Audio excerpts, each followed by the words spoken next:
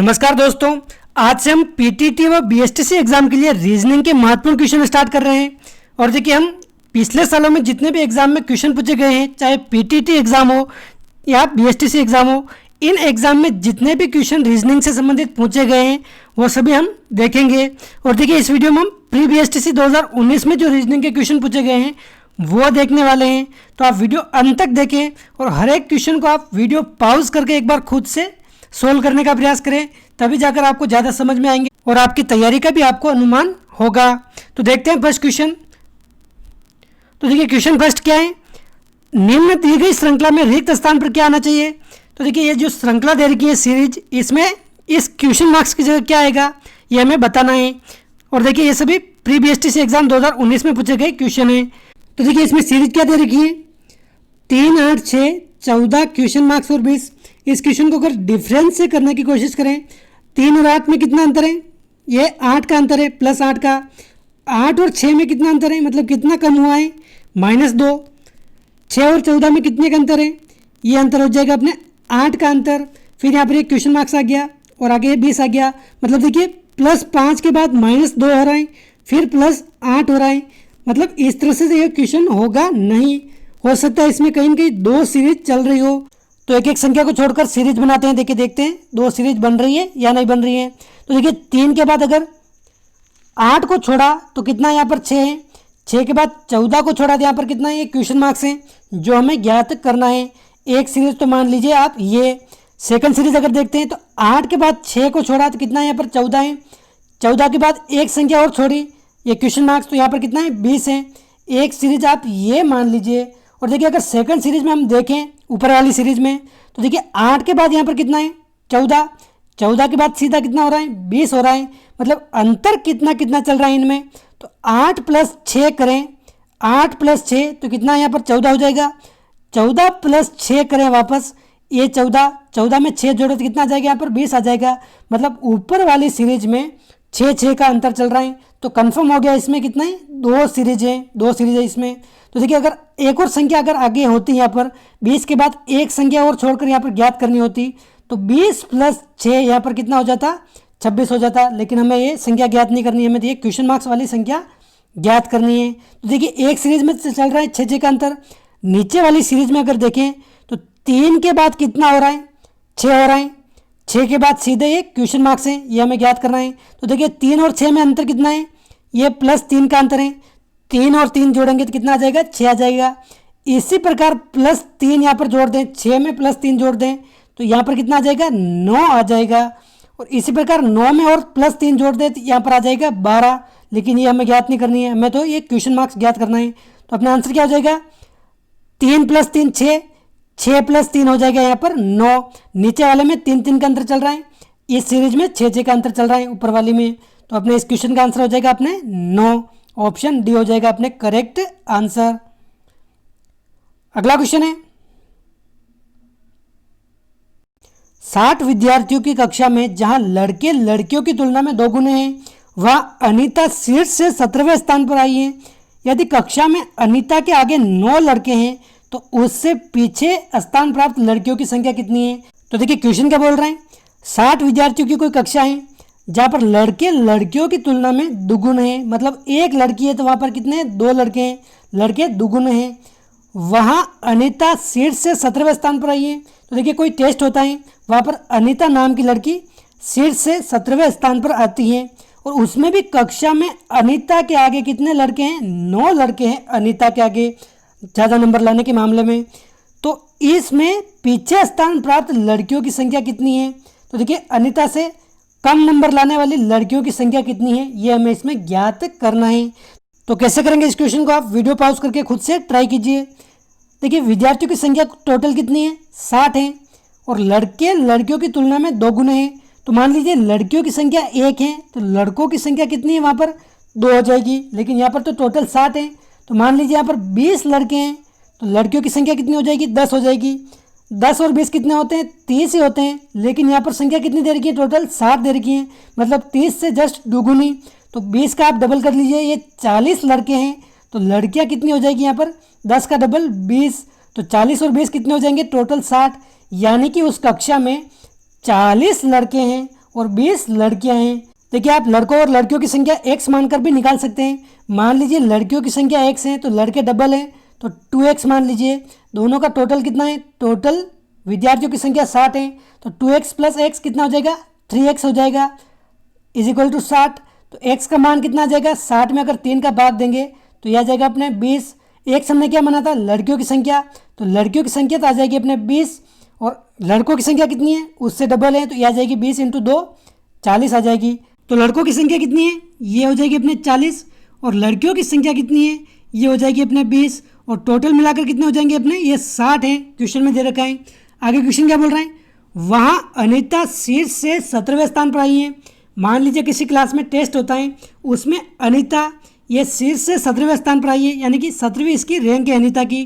तो बना लेते हैं यहाँ पर, ये 60 विद्यार्थियों की कक्षा है, यहाँ पर रैंक फर्स्ट है, यहाँ पर रैंक 60 है। अनीता किस रैंक पर आई है, ये बना लेते हैं यहाँ पर, ये 17वें रैंक पर अनीता आई है। यहाँ पर ये लिख दिया 17वीं रैंक पर कौन है, अनीता नाम की लड़की। यदि कक्षा में अनीता के आगे 9 लड़के हैं तो उससे पीछे स्थान प्राप्त लड़कियों की संख्या कितनी है। देखिए 17वीं रैंक तक तो अनीता ही है 17वीं रैंक पर, 17वीं रैंक में भी इससे अनीता के आगे कितने लड़के हैं, इसमें 9 लड़के हैं टोटल, ये अनीता के आगे। तो देखिए इन 17 में से 9 तो लड़के हो गए टोटल, तो 17 में से लड़कियां कितनी होगी, 9 लड़के हैं। तो जाहिर सी बात है 17 में से 9 घटा लेंगे तो यहाँ तक लड़कियां कितनी हो जाएगी, 8 लड़कियां हो जाएगी। यानी कि 17वीं रैंक तक 8 लड़कियां हैं, 9 लड़के हैं और 17वीं रैंक में ये अनीता खुद है 17वें स्थान पर। तो क्वेश्चन क्या पूछे हैं, अनीता से पीछे स्थान प्राप्त लड़कियों की संख्या कितनी है। तो देखिए 17 स्थान तक तो 8 लड़कियां हो गई, क्लास में 20 लड़कियां हैं, तो अनीता से पीछे स्थान प्राप्त यानी कि अनीता से नीचे यहाँ पर लड़कियां कितनी होगी, तो 8 लड़कियां तो ये ऊपर हैं, तो 20 में से अगर 8 घटा लेंगे तो ये 17 स्थान के नीचे आ जाएगी, ये 12 लड़कियां, मतलब अनीता से नीचे स्थान प्राप्त लड़कियां कितनी हो जाएगी अपने, 12 लड़कियां हैं। तो ये आपको समझ में आ गया होगा। एक बार आप खुद से प्रैक्टिस करोगे तो आराम से क्वेश्चन सोल्व हो जाएंगे। अगला क्वेश्चन है क्वेश्चन 3, निम्न अनुक्रम को सावधानी पूर्वक पढ़कर बताएं कि कौन सा अक्षर एम और 2 के ठीक बीच में है। यह अनुक्रम दे रखा है K5RT। इस अनुक्रम में हमें बताना है कि एम और 2 के ठीक बीच में कौन सा अक्षर आएगा। तो देखिए सबसे पहले ऐसे क्वेश्चन में हमें क्या करना है कि अनुक्रम में वो अक्षर ढूंढने जो अपने क्वेश्चन में दे रखे हैं। एम और 2 के ठीक बीच की संख्या ज्ञात करनी है, तो इस अनुक्रम में एम कहाँ है, सबसे पहले वो ढूंढिए आप। एम ये रहा, इसके बाद 2 कहाँ है, ये 2 रहा। तो इन दोनों के ठीक बीच की संख्या कैसे ज्ञात करते हैं, देखिए इसकी शॉर्टकट विधि अगर देखें तो एम और 2 हमने ढूंढ लिया। इसके बाद हमें क्या करना है, एम के पास वाली संख्या और 2 के पास वाली संख्या एक एक दोनों साइड आप काटते चलिए। जैसे इसके पास वाली संख्या ई काट दी तो इसके पास वाली संख्या भी हमें एच काटनी है। वापस 9 काटा तो इसके पास वाली संख्या भी हमने जे उड़ानी है। एस इसी प्रकार एक, बी काटा तो एफ काट दिया, इस प्रकार यू तो इसी प्रकार 4 हो गया। तो बीच में कौन सा बच गया हमें, ये बच गया हमें डब्ल्यू। एकदम करेक्ट आंसर इसका क्या हो जाएगा, ठीक बीच वाली संख्या ये हो जाएगी अपने डब्ल्यू। देखिए इसमें डब्ल्यू एक संख्या ही क्यों बची बीच में, क्योंकि देखिए अगर एम और 2 के बीच की अगर संख्या हम गिने तो ये हमेशा विषम संख्या अगर होगी, विषम संख्या होगी तो एक संख्या ही बचेगी। अगर इसकी बीच की संख्या अगर सम आएगी, अगर गिने काउंट करें तो अगर सम संख्या होगी तो बीच में हमेशा 2 संख्या बचेगी, लेकिन यहाँ पर विषम संख्या है इसलिए इसका आंसर क्या हो जाएगा, डब्ल्यू इसका एकदम करेक्ट आंसर हो जाएगा ऑप्शन सी। देखिए इसकी एक और विधि है, एम और 2 इसके बीच की संख्या गिन लो आप, 1 2 3 4 5 6 7 8 9 10 और 11। इसके बीच की संख्या कितनी है, 11 संख्या है इसके बीच की, 11 विषम है। अगर विषम संख्या हो तो इसमें 1 जोड़ लो आप और 2 का इसमें भाग दे दो। 11 + 1 12, 12 में 2 का भाग देंगे तो कितना आ जाएगा अपने 6 आ जाएगा। तो अब क्या करना है, ये एम है या फिर इधर 2 है, 6 इधर से गिन लो या फिर इधर से गिन लो, वही आपका एकदम करेक्ट आंसर आ जाएगा। तो एम की साइड से अगर 6 गिने तो 1 2 3 4 5 6, छठे नंबर पर क्या आ रहा है अपने, छठे नंबर पर आ रहा है अपने डब्ल्यू। या फिर इस साइड से भी आप गिन सकते हो, 1 2 3 4 5 6, छठे नंबर पर ये आ रहा है डब्ल्यू। तो अपने आंसर यह हो जाएगा अपने डब्ल्यू ऑप्शन सी। देखिए ऐसे क्वेश्चन जब भी आपको पूछेंगे 2 संख्याओं के बीच काउंटिंग हमेशा विषम संख्या ही होगी, जिस प्रकार यहाँ पर 11 संख्याएं थी इन दोनों के बीच में। तो देखिए इसका आंसर क्या हो जाएगा, अपने डब्ल्यू इसका आंसर एकदम करेक्ट हो जाएगा। क्वेश्चन 4 है, जैसे बीमारी विकृति विज्ञान यानी कि पैथोलॉजी से संबंधित है, उसी प्रकार ग्रह किससे संबंधित है, ज्योतिष्य, उपग्रह, खगोल शास्त्र या फिर गृहपथ। तो देखिए किसी भी बीमारी या फिर रोग, उनका अध्ययन या फिर उनके उपचार का अध्ययन कैसे करें, इसका अध्ययन किस में किया जाता है, पैथोलॉजी यानी कि विकृति विज्ञान में अध्ययन किया जाता है किसी भी बीमारी के उपचार या उनके निदान से संबंधित। तो ग्रहों का अध्ययन किस में किया जाता है, ये किया जाता है अपने खगोल शास्त्र में। ऑप्शन 3 हो जाएगा इसका एकदम करेक्ट आंसर, ग्रहों का अध्ययन किया जाता है अपने खगोल शास्त्र में। अगला क्वेश्चन है, देखिए क्वेश्चन 5 और 6 में हमें क्या करना है, एक एक कथन दे रखा है, इन कथनों को एकदम सत्य मानना है और इन कथनों के आधार पर जो भी निष्कर्ष या फिर कल्पना दे रखी है उनकी हमें सत्यता की जांच करनी है। तो देखते हैं क्वेश्चन 5।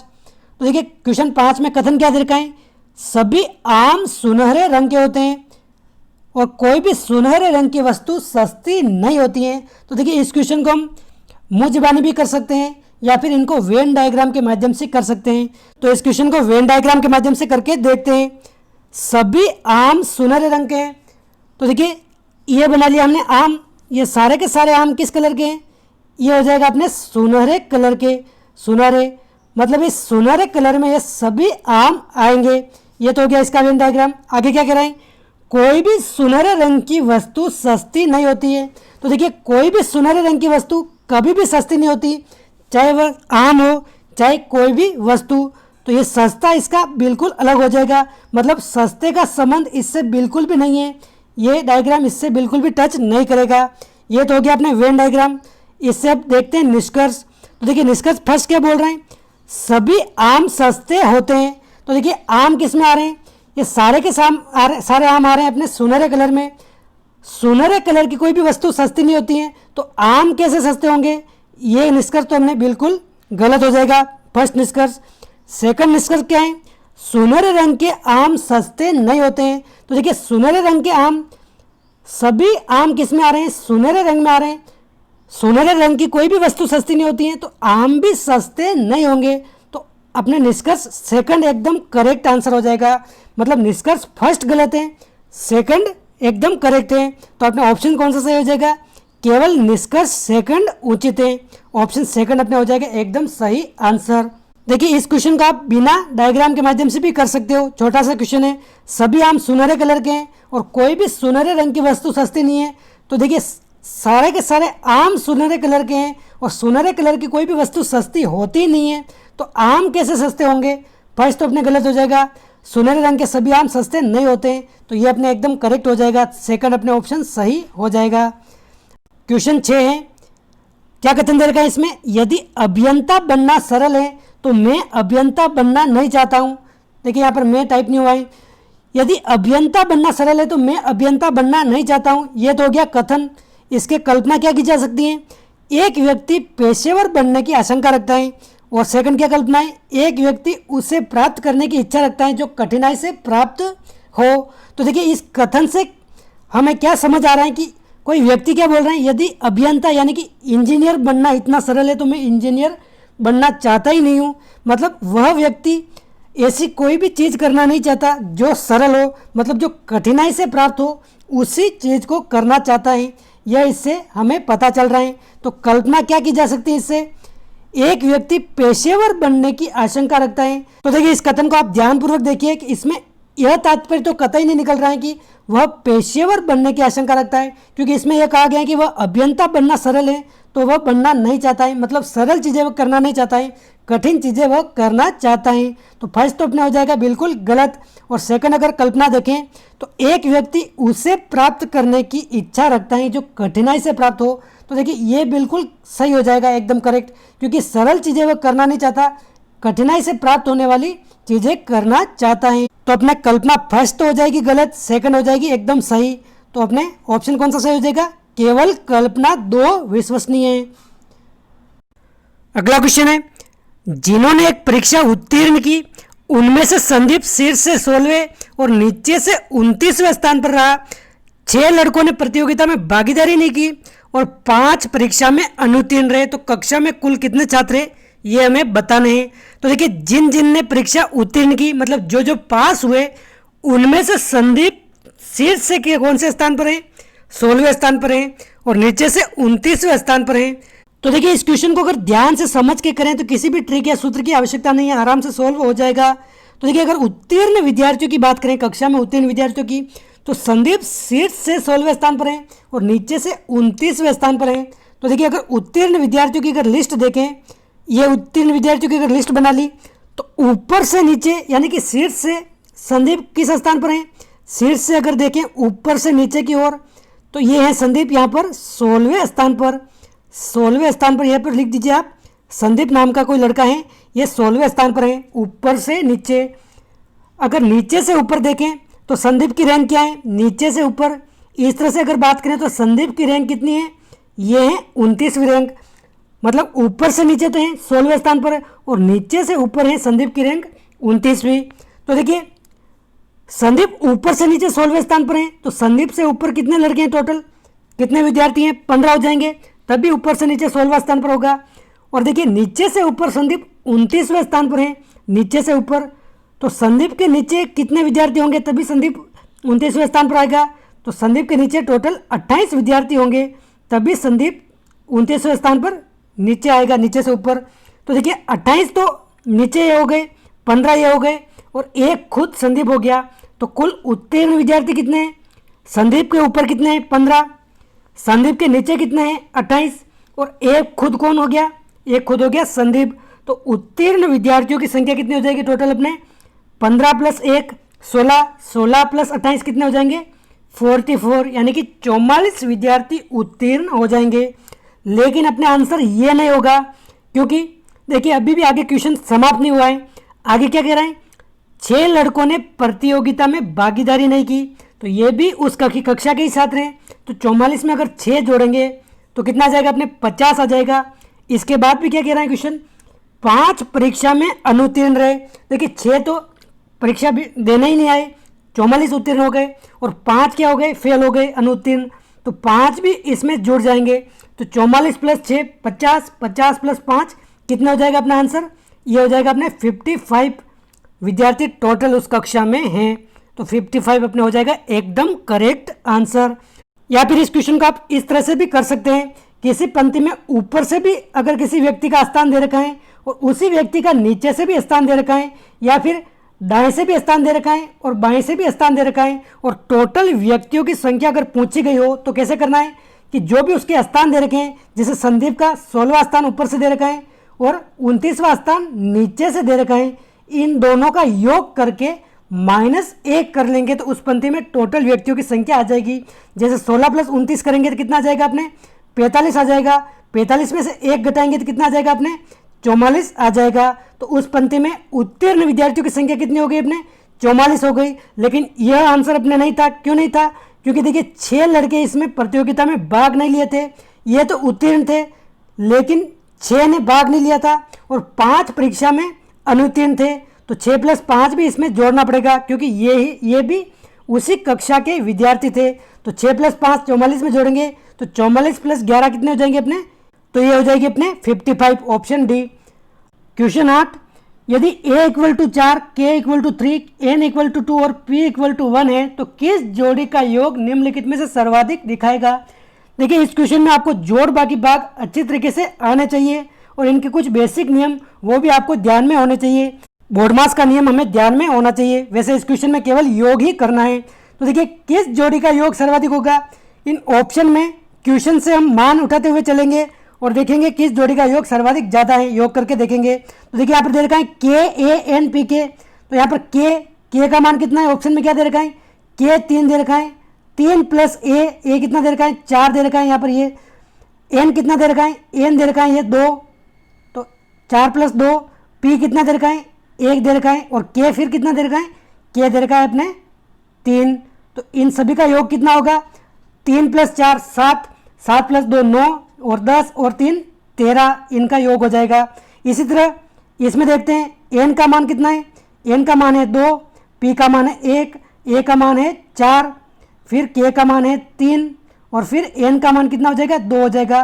तो इनका योग कितना हो जाएगा, 2 + 1 3, 4 7 और 3 10 और 2 12, इनका योग हो जाएगा 12। इसी तरह इसमें देखते हैं P का मान कितना है, P का मान 1 है, K का मान कितना है, K का मान 3 है, A का मान कितना है 4 है, N का मान कितना है, N का मान कितना है, N का मान है अपने 2 और A का मान कितना है, ये है 4। तो इनका योग कितना हो जाएगा 1 + 3 4, 4 और 4 8, 8 और 2 10 और 4 14, ये 14 हो जाएगा इनका।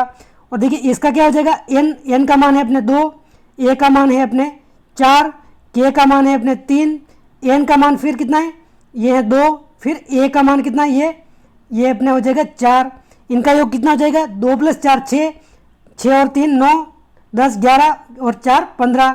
तो देखिए इसमें सबसे ज़्यादा योग किसका आया, सबसे ज़्यादा योग इस 4 वाले ऑप्शन का आया। तो इसमें ऑप्शन 4 अपने हो जाएगा एकदम करेक्ट आंसर, ऑप्शन डी, इसका योग सबसे ज़्यादा है। अगला क्वेश्चन है निम्न में से किसी एक को चुनिए जो सबसे भिन्न हो। तो देखिए सबसे भिन्न कौन है, टोपी, हेलमेट, पगड़ी या फिर आवरण। देखिए आवरण वेल यानी कि घूंघट या फिर आवरण कोई भी हो सकता है। तो देखिए टोपी, हेलमेट, पगड़ी और आवरण, इन चारों में से आपको भिन्न क्या लग रहा है। तो देखिए टोपी भी पहनते हैं सर पर, हेलमेट भी पहनते हैं सर पर, पगड़ी भी सर पर पहनते हैं, मतलब ये तीनों सर को ढकने के लिए काम में आती हैं। लेकिन आवरण कहीं भी हो सकता है, आवरण जैसे घूंघट का आवरण हो गया, चारों ओर का आवरण हो गया, आवरण कहीं पर भी हो सकता है, लेकिन ये तीनों सर को ढकने के लिए काम में आते हैं। तो ऑप्शन डी हो जाएगा सबसे भिन्न, ये आवरण सबसे भिन्न है, ऑप्शन 4। अगला क्वेश्चन है निम्नलिखित श्रृंखला में प्रश्न चिन्ह के स्थान पर क्या आना चाहिए। तो देखिए ये श्रृंखला दे रखी है ACE FGH क्वेश्चन मार्क्स और PON, यहाँ पर इस जगह क्या आएगा हमें ये बताना है। तो कैसे करेंगे इस क्वेश्चन को, क्या होगा इसका आंसर, आप वीडियो रोक कर खुद से करने को ट्राई करें। तो देखिए इस तरीके के क्वेश्चन करें तो हमें अल्फाबेट के क्रम याद होने चाहिए। तो देखिए इस क्वेश्चन में अगर देखें तो ACE FGH क्वेश्चन मार्क्स और PON, मतलब यहाँ पर 4 जोड़ी संख्याएं और तीसरी जोड़ी हमें ज्ञात करनी है। तो देखिए अगर 2-2 जोड़ी को लेकर देखें और इसमें लॉजिक पता करें तो हमें आसानी रहेगी। तो देखिए पहले वाली 2 जोड़ी संख्या लेकर देखें ACE, उसके बाद FGH, ये 2 जोड़ी ले ली। A किस स्थान पर आता है, पहले C आता है अपने तीसरे स्थान पर, E आता है अपने 5वें स्थान पर, F आता है अपने 6ठे, G आता है 7वें और H आता है 8वें स्थान पर। तो देखिए अगर पहले से पहले अक्षर को देखें तो A पहले स्थान पर है और इधर का पहला अक्षर F 6ठे स्थान पर है। इन दोनों में अंतर कितना है, दोनों में अंतर +5 का है, ठीक है। दूसरे से दूसरे अक्षर को देखें C और G, तो C है तीसरे और G है अपने 7वें, इन दोनों में अंतर कितना है, +4 का अंतर है। E और H में देखें तो E है अपने 5वें और H है 8वें, तो इन दोनों में अंतर कितना है, इन दोनों में हमें +3 का अंतर है। तो देखिए एक एक क्रम अंतर घटता जा रहा है, पहले में 5 था, फिर 4 हुआ, फिर 3 का अंतर हुआ।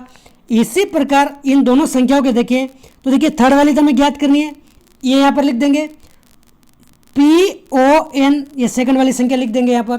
तो देखिए P किस क्रम पे आता है, P आता है 16वें पे, यह आता है 15वें पे, N आता है 14वें नंबर पर। तो देखिए इधर जो पहली संख्या थी 1 2 3, इधर पहली संख्या थी, इसमें +5 किया था तो इधर वाली पहली संख्या आई थी। इधर जो सेकंड संख्या थी इसके क्रम में अगर +4 किया तो इधर सेकंड वाली संख्या आ गई, और इधर थर्ड वाली संख्या में +3 किया था हमने क्रम में, तो इधर थर्ड वाली संख्या आ गई थी। क्योंकि हमने क्वेश्चन में देखिए आप, इसमें ये पहली वाली संख्या ज्ञात करनी है, बाद वाली संख्याएं दे रखी है। तो देखिए यहाँ पर दूसरा जोड़ा हमें दे रखा है और पहला जोड़ा हमें ज्ञात करना है। और ऊपर हमने क्या लॉजिक देखा था कि अंतर कितना चल रहा है, +5 +4 और +3, मतलब जो बाद वाली संख्या है वो पहली वाली संख्या से +5 या +4 +3 बढ़ रही थी। तो देखिए यहाँ पर ये क्या दे रखा है, पहली संख्या क्या दे रखी है, सेकंड जोड़े में P का क्रम क्या है 16, तो कौन सी संख्या में +5 जोड़ें तो ये 16 आ जाए, मतलब 11 में अगर 5 जोड़ें तो ये 16 आ जाएगा। तो ये क्रम कौन सा हो जाएगा, पहली संख्या का 11 होगा, तभी यहाँ पर ये 5 जुड़कर ये P आया है। तो 11 पे कौन सी संख्या आती है अंग्रेजी वर्णमाला में, ये आती है अपने K। तो फर्स्ट तो अपने K हो गया, इस 11 में अगर +5 जोड़ा होगा तभी ये P आया है, 16 आया है। सेकंड संख्या कौन सी है यहाँ पर, O है 15 कौन सी संख्या में अगर 4 जोड़े +4 जोड़े तो 15 आया था। तो देखिए 11 में अगर 4 जोड़ेंगे तो 15 आ जाएगा। तो यहाँ पर भी क्रम कौन सा आएगा, ये 11 आएगा। 11 में भी अगर हमने +4 जोड़ा होगा तभी ये 15 आएगा। तो इसमें भी क्या हो जाएगा, 11वीं वाली संख्या कौन सी आ जाएगी, 11वें वाले क्रम की संख्या आ जाएगी अपने के। और थर्ड देखिए यहाँ पर एन किस पे आ रहा है, 14। तो थर्ड में क्या जुड़ रहा है अपने, +3 का अंतर चल रहा है। तो कौन सी संख्या में हमने +3 जोड़ा होगा तभी 11 आया होगा। तो देखिए 11 में हम +3 करेंगे तो आ जाएगा अपने 14। तो इसमें भी 11वें क्रम की कौन सी संख्या अंग्रेजी वर्णमाला की, ये आ जाएगी अपने के। तो देखिए ये हो गया अपने सही आंसर। तो देखिए अपना आंसर क्या गया इसमें, के ऑप्शन फर्स्ट अपना हो जाएगा करेक्ट आंसर, क्योंकि हमने देखा था +5 का अंतर चल रहा है, फिर 4 का चल रहा है, +3 का चल रहा है। तो इस के में अगर +5 जोड़ेंगे तो 16वें क्रम की आ जाएगी पी, इसमें 4 जोड़ेंगे तो 15वें क्रम का आ जाएगा अपने ओ, और इसमें 3 जोड़ेंगे प्लस तो यह आ जाएगा अपने 14। तो अपने आंसर क्या हो जाएगा, के ऑप्शन ए। तो दोस्तों ये थे रीजनिंग के कुछ महत्वपूर्ण क्वेश्चन जो प्री बीएसटीसी एग्जाम 2019 में पूछे गए थे। और भी क्वेश्चन हैं जो हम नेक्स्ट वीडियो में देखेंगे। तो इन क्वेश्चन की अच्छी तरीके से प्रैक्टिस कीजिए, इसी टाइप के क्वेश्चन बार बार पूछे जाते हैं। तो मिलते हैं अगले वीडियो में। जय हिंद, जय भारत।